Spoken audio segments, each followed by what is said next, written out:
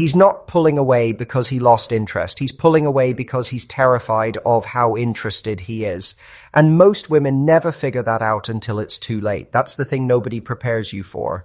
You spend so much of your life being told that when a man likes you, he shows up. He texts back. He makes plans. He makes it obvious. So when he suddenly goes quiet, when he slows down, when he creates space right after things felt real and close and genuinely good, your brain does what it was trained to do. It tells you he's done. It tells you to protect yourself.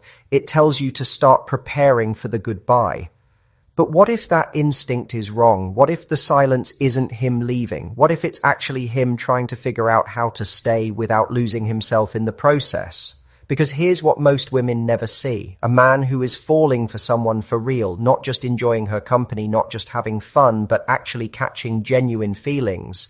That man does not always rush toward you. Sometimes he steps back. Sometimes he gets quiet. Sometimes he pulls away at the exact moment things were getting good. And from the outside, it looks identical to losing interest. It feels identical to rejection. It reads identical to him being done. But it isn't. It's fear. And fear and rejection look exactly the same if you don't know what you're looking at. So before you send that text asking what's wrong, before you convince yourself it's over, before you start pulling back to protect yourself and turn a moment of his fear into an actual ending, you need to understand what's really happening. Hit subscribe right now. Not because I need the number, because you need a place that gives you the real picture, even when the real picture is uncomfortable, even when it asks more of you than just reacting. This channel exists to give you clarity, and clarity is the only thing that actually helps. So lock in, and let's get into it. Here is the truth that changes everything.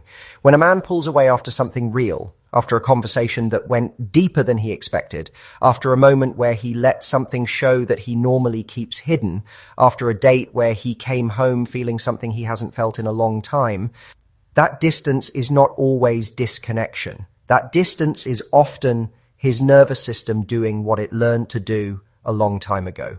Protect him. Shut the door before someone else can shut it first. Step back before the fall gets any deeper. And you sitting there interpreting that as rejection, that's the most expensive mistake you can. Because when you read his fear as disinterest, you respond in a way that confirms everything he was afraid of. You either chase him and make him feel crowded, or you go cold and make him feel like he already lost you. Either way, you take his moment of private fear and turn it into a real reason to leave. You accidentally make the thing he was scared of actually happen. That's the loop. That's the pattern. And once you see it, you cannot unsee it. So let's talk about why he does this. Why does a man who genuinely likes you suddenly go quiet? Why does he create space right when things are heating up? Why does the guy who was texting you every day suddenly take hours to respond? Why does the man who seemed so into you pump the brakes right when you thought you were both heading somewhere real? It's not because he changed his mind. It's because he realized how much he means it. Here is something most people don't talk about when it comes to men and feelings. For a lot of men, real feelings are scary in a way that's hard to explain. Not scary like they're weak. Scary like they've been here before and they know how much it costs when it goes wrong. Scary like the last time they let someone fully in, it didn't end well. Scary like they've watched love turn into pain enough times that their body now treats the two things as the same warning signal. So when something real starts to develop, when he starts thinking about you when you're not around, when your name comes up in his head randomly in the middle of his day, when he catches himself caring about how you're doing, wanting to know what you think, looking forward to seeing you in a way that feels different from how he usually feels, something in him panics. Not loudly, not dramatically, just quietly. A slow step back, a little less available, a bit more guarded. And from your side of that, it feels like the ground shifted under your feet with no warning. You were laughing together 3 days ago. Everything felt easy. Everything felt like it was going somewhere. And now the energy is different and you don't know why. And your brain is spinning trying to figure out what changed. What changed is that it got real for him, and real is the thing he's been careful about for a long time. Now, Let me tell you what most women do here. And be honest with yourself as you hear this, because most of us have done some version of this. The moment you feel him pull back, you panic. And that panic doesn't usually stay quiet. It comes out as more texts, more effort, more trying to recreate the energy you felt before. You become more available, not less. You start checking his social media. You start reading into everything. You ask your friends what they think. You go over every recent conversation, trying to find the thing you said that ruined it. You become very focused on him and very unfocused on yourself. And here's what that does. It shifts the whole dynamic, because now you're not the woman he was drawn to. You're the woman who needs his attention to feel okay. And those are two completely different women. The first one made him feel something. The second one makes him feel pressure. And pressure is the exact thing that turns a man's quiet fear into a loud exit. You don't make a man feel safe by chasing him. You make him feel chased. And a man who is already scared of his own feelings does not respond well to feeling chased. He responds by running further. This is the part where most people get it wrong. They think love is about proving yourself. They think if they just show him how much they care, if they just stay consistent enough, if they just make it clear that they're not going anywhere, he'll relax and come back. But that's not how this works. Showing a man that you need him to come back so that you can feel okay is not reassuring to him. It's actually the opposite of reassuring. It tells him that your emotional state depends on him. And that's a lot of weight for someone who is already barely managing his own emotions in this moment.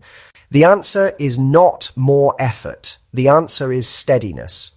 Let me paint you a picture of what this actually looks like from his side. He starts catching real feelings for you. It surprises him because he wasn't expecting it to go there. He pulls back slightly to get his head straight, to figure out what he actually wants, to decide if he's ready to go where this is going. He's not gone. He's processing. He's not done. He's thinking.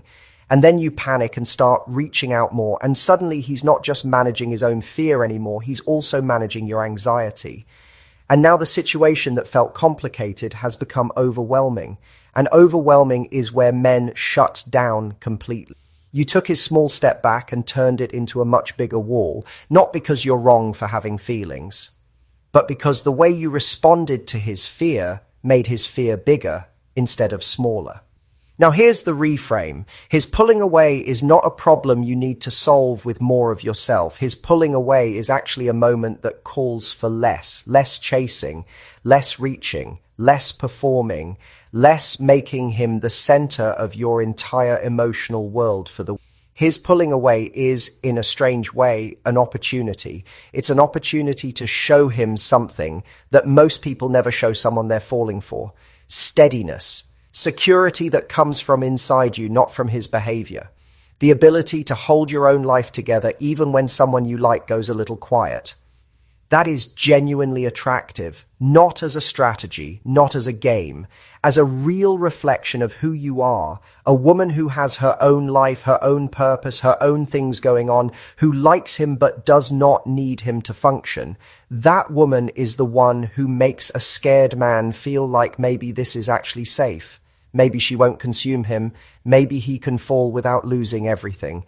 You become the evidence that his fear was wrong. But you can only do that if you actually stop revolving around him. And that's the hard part.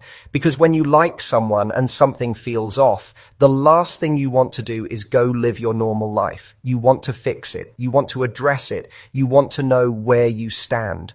And wanting that makes complete sense. It's human, it's normal. But acting on it too early, before he's even had a chance to work through what he's feeling, that's what creates the problem. So let me give you something practical. Let me tell you exactly what to do when you notice this pattern happening in real time.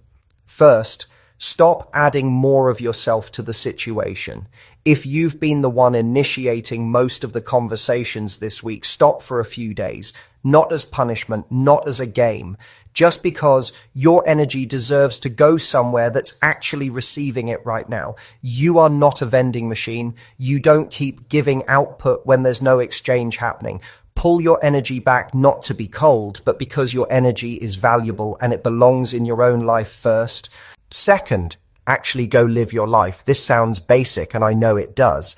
But most people don't actually do this. They go through the motions of their life while mentally living inside the anxiety about him. That's not the same thing. Genuinely get back into the things that matter to you.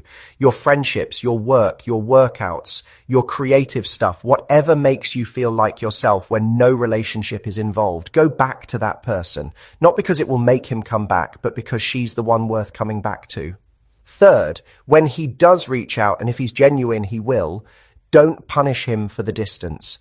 Don't greet him with coldness or sarcasm or that particular kind of short answer that's designed to let someone know you're annoyed without saying it directly. But also don't pretend the distance didn't happen by being overly warm and immediately making yourself fully available again. Just be normal. Be the version of yourself that is genuinely happy in her own life and happy to hear from him. Easy, unbothered, not performing either direction. Fourth, pay attention to whether this is a pattern or a moment.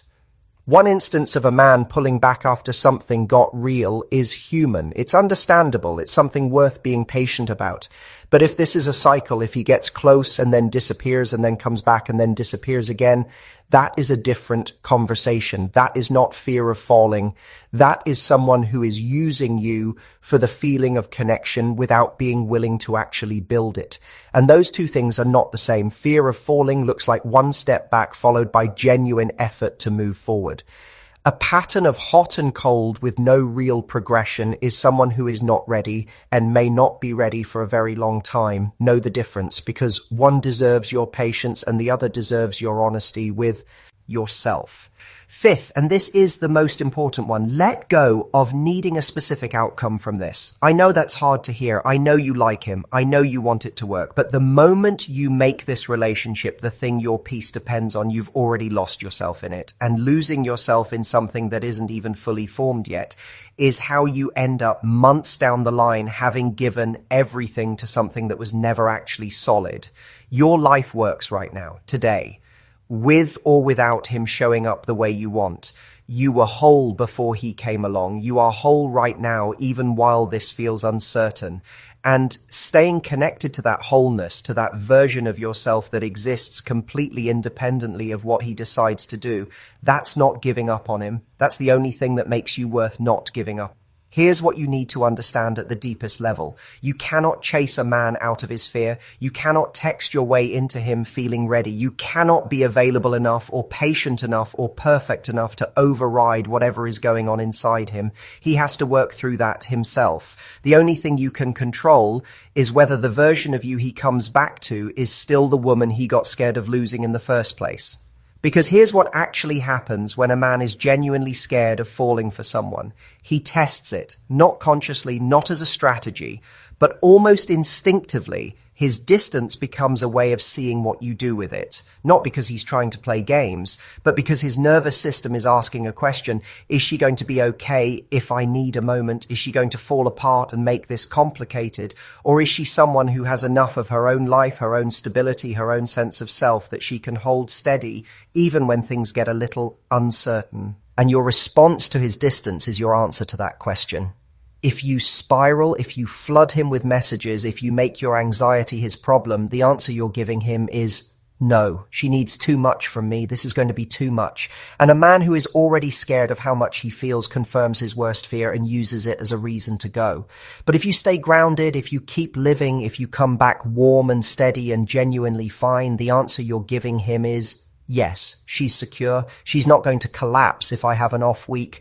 This might actually be safe. And that answer, that quiet demonstration of stability, is more attractive than anything you could have said or done in a week full of reaching out. That's the real work here. Not managing him, managing yourself. And I want to be clear about something because this can get twisted in the wrong direction. None of what I'm saying means you should accept being treated badly. None of this means you should wait around forever for a man who isn't showing up. None of this means his fear is your problem to accommodate indefinitely. There is a difference between giving someone a little space to work through something real and being someone's emotional rest stop while they figure out if they actually want to be with you. The first is grace. The second is losing yourself. If he comes back and makes genuine effort, if the distance turns into a conversation, if he steps toward you with honesty and intention, that's someone working through his fear toward you. Give that a real chance. But if weeks go by and nothing shifts, if the pattern just keeps repeating with no real movement, if you keep finding yourself back in the same anxious place waiting for him to decide, that's not fear of falling. That's someone who is comfortable taking up space in your life without actually building anything in it. And you do is serve someone who, even when they're scared, chooses you anyway. Here's something worth sitting with. The right man for you will not make you feel crazy for liking him. He will not leave you constantly guessing. He will not make you do the emotional labor of managing his fear while also managing your own. He will have moments of uncertainty, because all humans do, but those moments will be temporary and they will lead somewhere. They will lead to more honesty, more closeness, more real conversation. His fear will push him toward you eventually, not keep him permanently away from you. If his fear keeps winning indefinitely, it's not really fear anymore, it's a decision, and you are allowed to respond to that decision accordingly. You are not asking too much by wanting someone who shows up. You are not being unrealistic by wanting consistency. You are not too much for wanting a man who, even when things get real and deep and a little scary, decides that you are worth being scared for. That's not a high standard. That's the minimum. The thing most women do is they lower what they need in order to accommodate what a man is currently offering. They convince themselves that being okay with less makes them easier to love. But it doesn't. It makes them easier to overlook, because a man who is falling for someone for real is not looking for someone who asks for less. He's looking for someone who knows her own value so clearly that it gives him something to rise to. Be that woman, not as a tactic, as a genuine reflection of what you actually believe about yourself. Because here is what it comes down to. He's scared of falling for you because you are worth being scared of. Because what he feels with you is real, and real things carry real risk, and real risk is terrifying for someone who has been hurt before. That fear, if it's genuine, is actually a sign. It's a sign that you got somewhere in him that doesn't open easily. That you're not just another situation he can keep at a safe distance. That this means something to him. But your job is not to manage that fear. Your job is not to make yourself smaller so he feels less overwhelmed. Your job is not to put your life on pause while he works up the courage to choose you. Your job is to keep being the woman who made him scared in the first place. Grounded, full, moving forward, genuinely invested in her own life, open to him but not dependent on him, warm but not desperate, present but not consumed. That version of you is both the reason he got scared and the reason he'll come back. And if he doesn't come back, if his fear wins, and he never quite manages to step toward you with intention, then what you have is clarity. Hard clarity, painful clarity, but clarity. Clarity that he was not yet the man for this moment. And you keep building, you keep growing, you keep becoming. You are whole before him, and you are whole right now, and you will be whole after. That is not a sad ending. That is a woman who knows herself well enough to not shrink for someone who isn't ready to meet her fully. He's not avoiding you. He's scared of falling for you. But whether he's brave enough to fall anyway is his choice. And your peace cannot depend on which choice he makes. You already have everything you need. You always did. And the right man will not make you forget that. He will remind you of it. No. Hit subscribe. If this gave you something real today, this channel is not here to tell you comfortable things. It's here to give you the kind of clarity that actually changes how you move. You're not here by accident. You're here because something in you knows that you deserve better than confusion and anxiety and wondering where you stand. So stay locked in, stay grounded, and remember that the most attractive thing you can ever be is a woman who genuinely does not need to be chosen in order to feel complete. That woman gets chosen every time